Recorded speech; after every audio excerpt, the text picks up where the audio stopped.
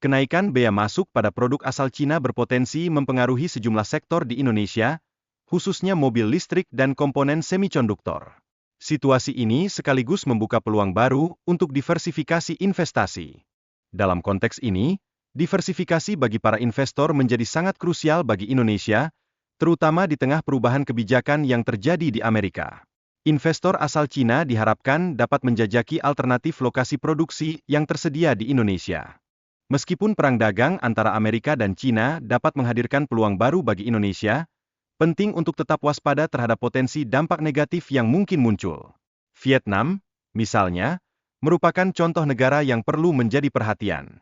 Selanjutnya, kerjasama ekonomi antara ASEAN dan Asia Timur sangat vital untuk meningkatkan daya saing pasar di kawasan kita. Ini memerlukan langkah-langkah strategis yang lebih dalam untuk memperkuat integrasi ekonomi antar kawasan.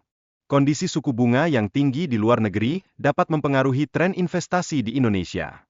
Hal ini berpotensi berdampak pada keputusan pembelian kendaraan dan arus modal yang masuk ke negara kita. Kenaikan harga komoditas, terutama minyak, juga perlu diperhatikan, mengingat dampaknya terhadap perekonomian.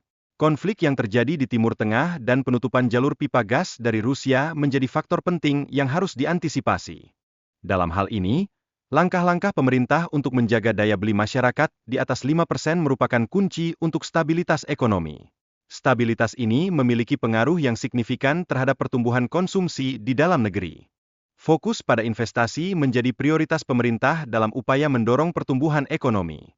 Selain itu, peningkatan penerimaan pajak diharapkan dapat berkontribusi pada belanja pemerintah, terutama untuk sektor infrastruktur. Digitalisasi data pajak menjadi inisiatif penting, diharapkan mampu meningkatkan kepatuhan dalam pembayaran pajak. Ini adalah salah satu langkah strategis pemerintah untuk mendukung pertumbuhan ekonomi. Menghubungkan data para pembayar pajak dengan kegiatan ekonomi dan kepemilikan aset berpotensi meningkatkan tingkat kepatuhan pajak secara signifikan. Dalam hal ini, digitalisasi memegang peranan yang sangat penting.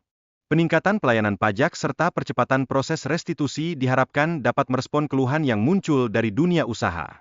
Meskipun terlihat langkah kecil, namun dampaknya dapat menjadi sangat besar.